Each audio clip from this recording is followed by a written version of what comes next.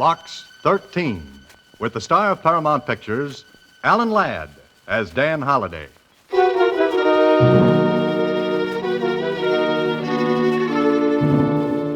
Hey, look, boss. Look at this. An ad in the Star Times out-of-town newspaper. Yeah. Box 13, Adventure Wanted. We'll go any place, do anything. Well, this looks like the right answer, Tony. Mm. I think I'll write a letter to Box 13. The letter was postmarked from a city in Nevada. It came airmail, special delivery to Box 13 and me. It sounded like a great chance to grab a change of scenery and maybe a little fun. Fun? Brother, how wrong could I be?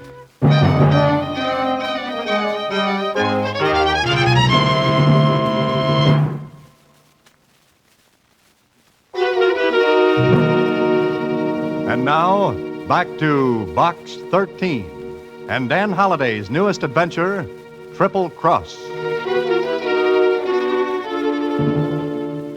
Just run an advertisement in the Star Times, one that reads, Adventure Wanted, will go any place, do anything, and see what you get. A lot of them can be interesting, like the one I listened to Suzy read. The one that came airmail, special delivery from Nevada. Enclosed is enough money to buy you a plane ticket to Los Meros. You want adventure? All right. Come to Los Meros, register at the Paradise Hotel. Wait in your room until you're contacted.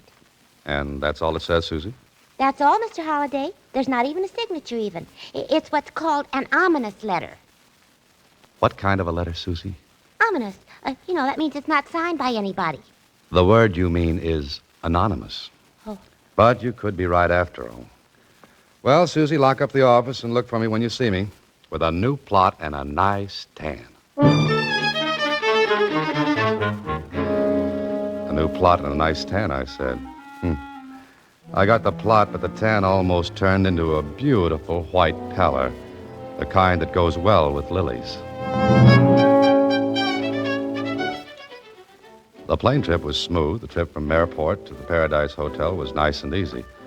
And the hotel itself, well, it was the only one I could remember that looked like the ads in the travel folders. Oddly enough, there was a room reserved for me in my name. Okay, somebody checked and found out who I was. I explored the suite, thinking maybe I'd get a lead on what this was all about, but it was just a fancy set of rooms, all newly decorated. I sat down, and then about a half hour later... Come in. Message for you, Mr. Holliday. Oh, thanks. Here you are. Oh, thank you. Just a minute. Who gave this to you? A man, sir. What kind of a man? What'd he look like? Oh, just a man, sir. Oh, I see. A head, 2 eyes, nose, 2 ears, and a mouth. That his description? Yes, sir, that's exactly what he looked like. Good. Then I'll know him when I see him.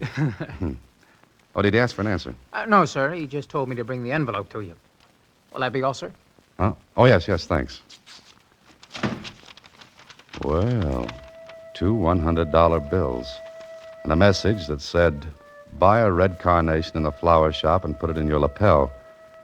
After dinner, go to the casino roulette table, buy $200 in chips and put them on number 18. If you win, walk away, wait 10 minutes, and put half the winnings on number 22. After you play, wait in the casino.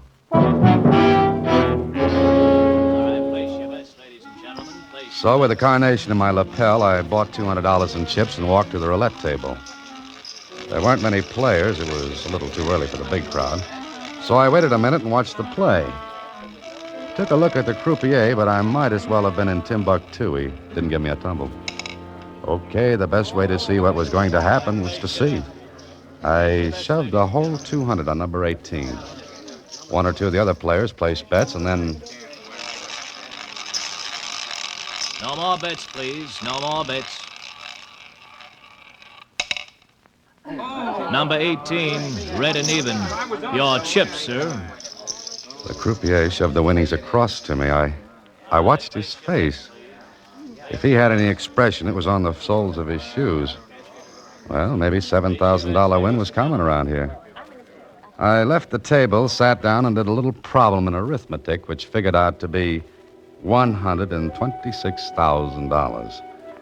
That's what I'd have if number 22 came up. And brother, it looked from where I sat as though it would. The 10 minutes went by, and I walked back to the table. Waited until the wheel stopped. Number 16, red and even. Place your bets, please, ladies and gentlemen. Slowly, I shoved 3,500 in chips to number 22. This time, the others around the wheel did look. 3,500 at 35 to 1. When the wheel began to slow up. No more bets, ladies and gentlemen. No more bets, please. That croupier was as cold as the floor of a mausoleum. Somebody dropped a pin, and I heard it hit the floor. The white ball clicked, clicked its way until... Number 22, black and even. Your chip, sir.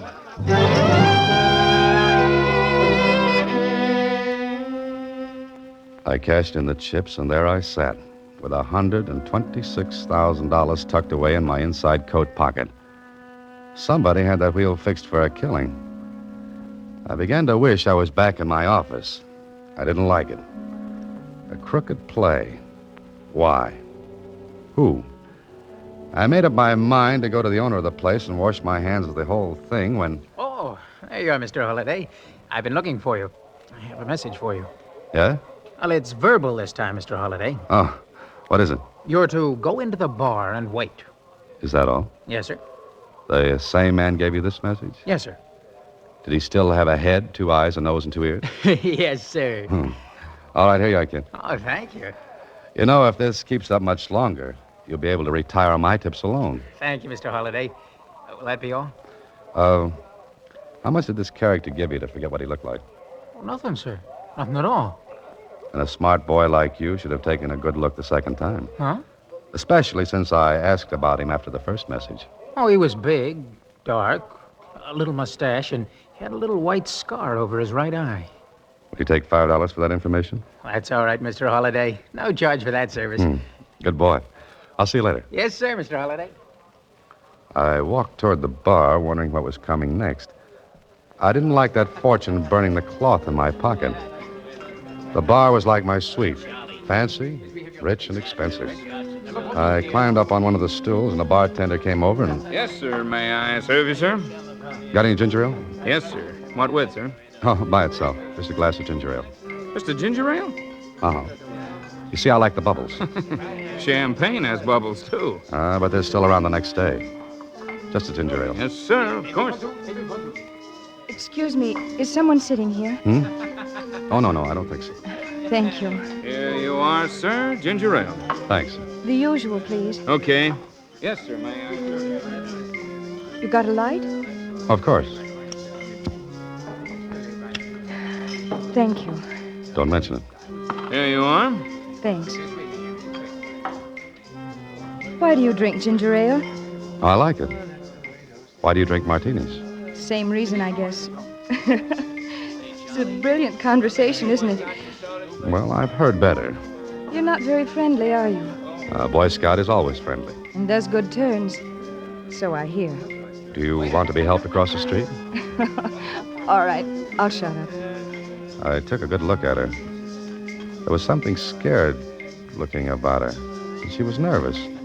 Well, so was I, because the minutes were passing and I still had that money. And I wanted to get rid of it. But I wondered about the girl, whether she had any part in this. I watched her out of the corner of my eye. She picked up her bag, reached for a lipstick, and then... Oh, clumsy. So it's true what they say about women's handbags. You get the stuff on the bar, I'll pick up the kitchen sink off the floor. I'm so sorry. Did the powder spill on you? No, it's all right. Yeah. Here you are. The mirror didn't break, did it? Nope, you're still good for 7 years more. Thanks. Thanks ever so much. I told you I was a good Boy Scout. You have a nice smile. Want a toothpaste commercial to go with it? Now, don't be nasty. I'm sorry. I guess I'm just as nervous as you are. Let's talk about something else. She chattered away, and It really is I a listened with lovely half an place, ear. isn't it? Once in a while, threw in a yes or a no. So And the clouds began to gather. The mirror at the back of the bar went back and forth. The people got bigger, then shrank to midgets. Somebody drove a plane through my head. It buzzed around and made a bad landing on my brain, then...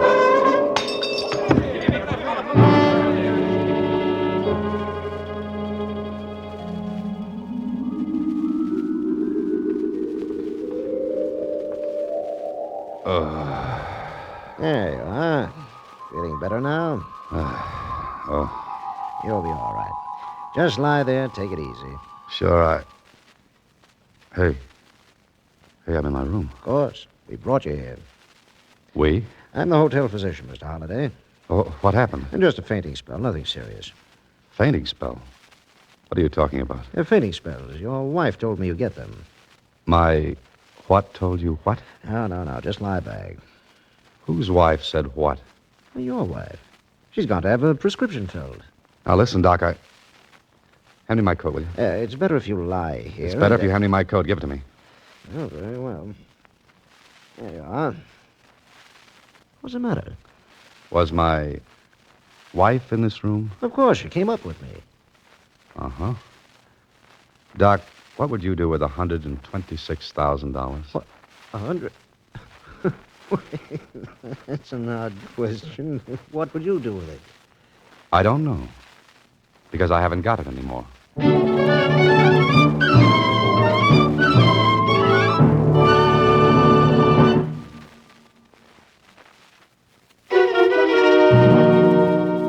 Now, back to Triple Cross, another Box 13 adventure with Alan Ladd as Dan Holliday. So there I was, $126,000 in the red. If it was meant to be taken from me, then somebody was working it the hard way. Sure, the girl slipped something in my ginger ale when I picked up the stuff that fell out of her handbag. She took the money.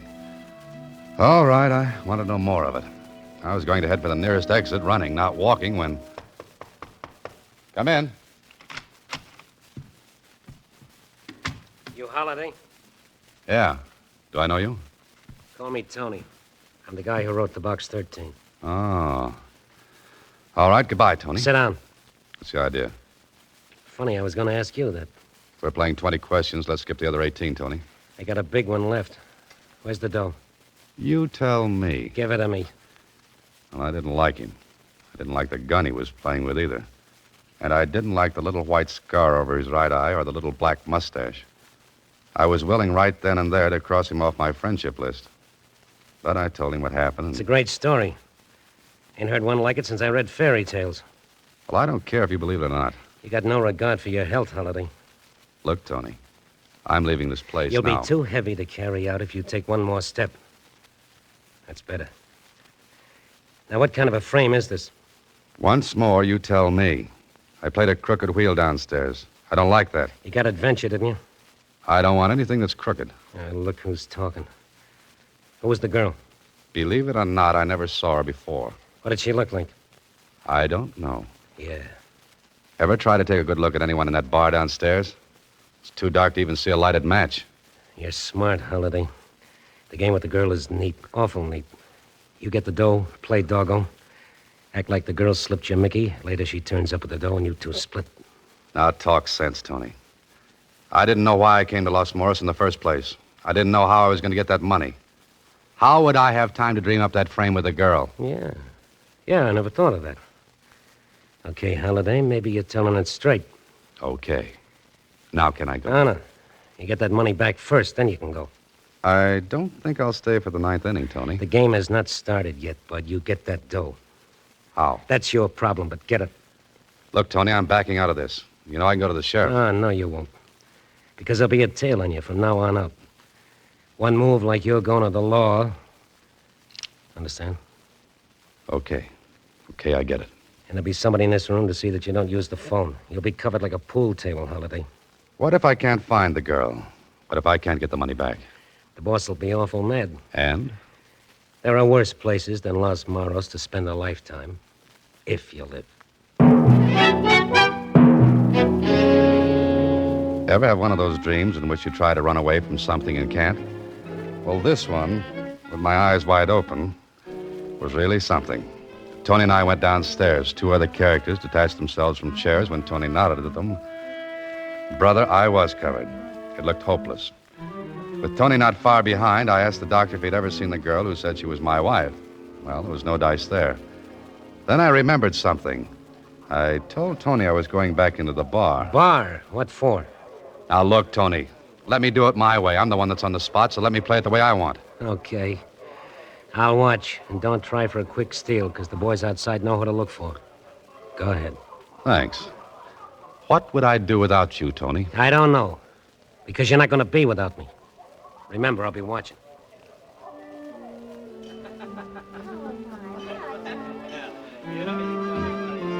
Yes, sir. May I serve you? Well, feeling better, sir? Well, much. Where were you when I fainted? At the other end of the bar, sir. Oh, yeah. So you were. It wasn't our ginger ale, sir. No, it wasn't. I just have a loose head, and when I shake it, it comes off. May I serve you something, sir? Yes. An answer to a question. Well, what's that, sir? Who was the girl who sat down next to me? I don't know, sir. Oh, yes, you do. I beg your pardon, sir. Quit the sir business. You knew that girl. Why do you say that? Because when she sat down, she asked for the usual, and you brought her a martini. And you said okay when she asked you. What does that prove? The martini proves you knew who she was. The okay means she wasn't a guest of the hotel. No bartender as polite as you are would say okay to a lady guest. That makes sense? Why do you want to know who she is? Does that make any difference? Yeah, because I wouldn't want to see her in trouble. I'll try to keep her out of it. I won't tell you. Ever see a picture of Alexander Hamilton? What are you talking about? Well, here's one. And funny enough, it's on a $10 bill. In fact, his picture's on all 5 of these bills. Yeah. Her name's Kathy Lee. I think she has a place at the Las Palmas courts. Thanks. Put these pictures in frames, will you?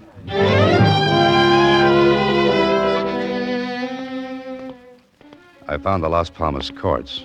And, of course, Tony behind me all the way. The name list in front said Kathy Lee lived in number 8. I looked around before I turned in the walk. Yeah, Tony was closer to me than varnish on a tabletop. I found number 8 and stopped for a second. Looked for a phone line, but there wasn't any. I knocked at the door. No answer. I tried it again. Then I heard Tony whisper from the shadows. Try the door, Holiday. I did. It was unlocked. Tony coached from the sidelines. Go on in. I went in and closed the door behind me. It was dark. I decided to risk a call. Kathy? Kathy? Kathy Lee? She wasn't there. I fumbled my way to what felt like a dresser and a lamp. Turned it on, and what I saw made me turn that light off fast.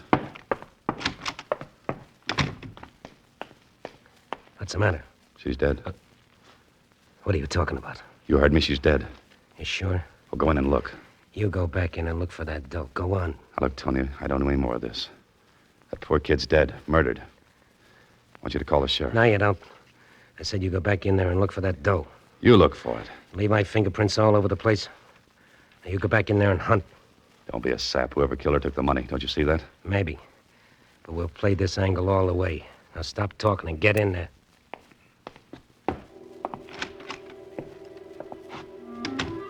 I hated to turn on that light, but I had to. I didn't look at her. I looked through the room. Then I found something.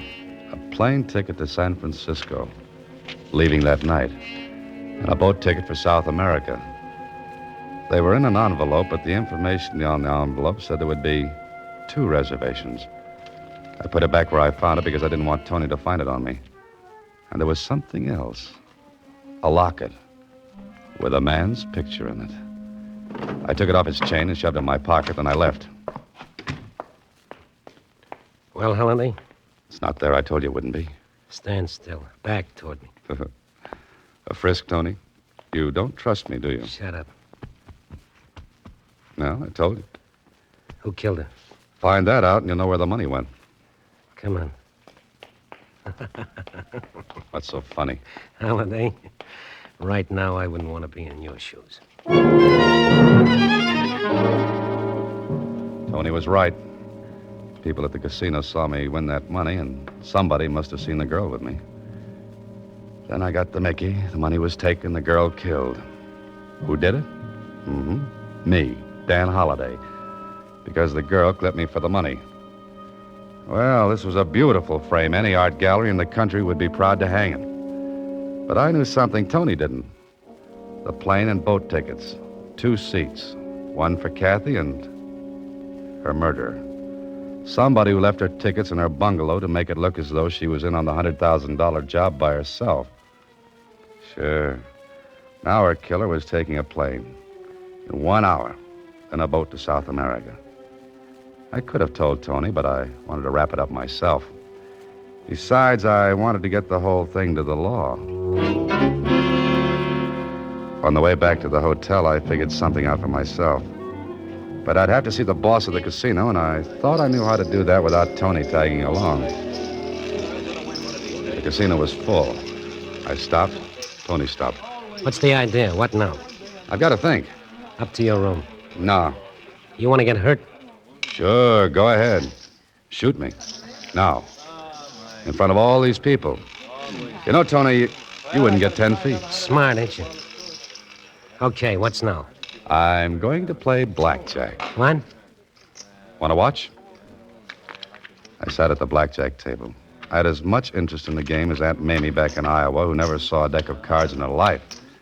But I had an idea, and I played it for all it was worth. Look, dealer, Yes? I didn't like that last deal. I beg your pardon, sir. I said I didn't like that last deal. Well, return your money, sir. Never mind the money. Who runs this place? is that guy trying to put on over there, was it? It worked. In 3 seconds, I was surrounded by muscle boys, and Tony was hotter than a New York sidewalk in August. But he couldn't touch me. A minute later, I sat across the table from the owner of the casino. I told him what happened, and when I finished, he stared at me and said, You're trying to tell me somebody let you win that money on my wheel? I am? You're crazy. The wheel's straight. But you know I won that money. Sure I do. Anytime $100,000 slides across, I know it. But, But this time it was fixed. The croupier was tipped I was to win. wait a minute. Marty, send Frankie up here right away. Huh? Oh. Okay, forget it. What's the matter? Frankie, the croupier, went off duty just after you won. He's not back yet. And he won't come back. Now, somebody planned to take the house this evening for that money. Somebody who couldn't risk getting it himself. So I'm the logical one. No one knows me here. I'd look like just another player. Later, Mr. Fix-It plans to pick up the money and beat it. Who? Someone besides yourself who could get to the croupier and bribe him to fix the wheel. Got any ideas? Yeah. One. My partner. Well, that's it, then. It's got to be. But the girl, she doped you. That was a hard way to get the money from you. Listen, I've got an idea, but I'm a little cramped for room. Some of your partner's boys, particularly a guy named Tony, are glued to me. Get some of your boys to shake them off, and I'll bring that money back to you. How do you know where it is? I know.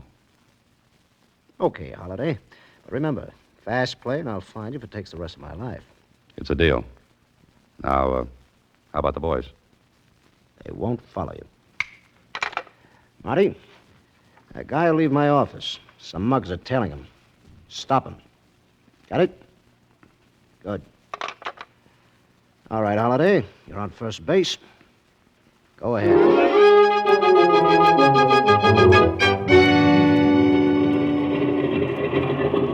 I was sure he'd be at the airport, and I wasn't wrong. He was sitting in the shadows on the outside. I walked over to him, and he looked up. Holiday, I thought you would be... Thought I'd be framed, huh, Frankie? What are you doing here? I've got a message from Kathy Lee. Kathy. She's... You ought to know you killed her. Ah, you're crazy. Not only that, you've got $126,000 in that bag.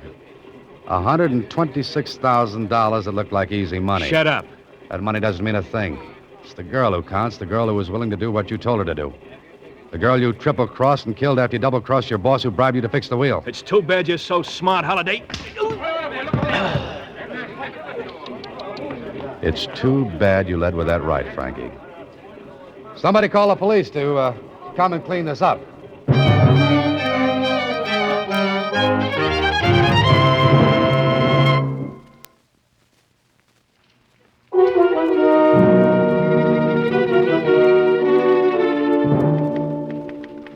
The croupier was...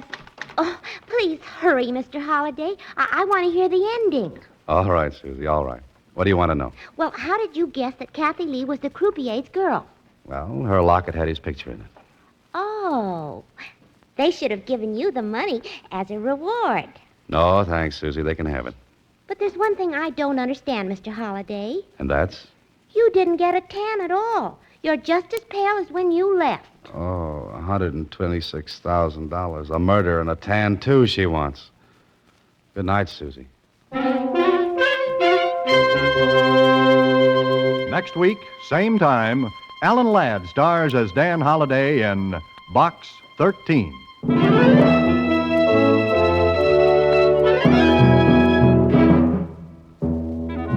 Alan Ladd appears through the courtesy of Paramount Pictures. Watch for him in his new picture, Saigon. Box 13 is directed by Richard Sanville with original story by Russell Hughes and original music composed and conducted by Rudy Schrager. The part of Suzy is played by Sylvia Picker. Production supervision is by Vern Carstensen. This is a Mayfair production.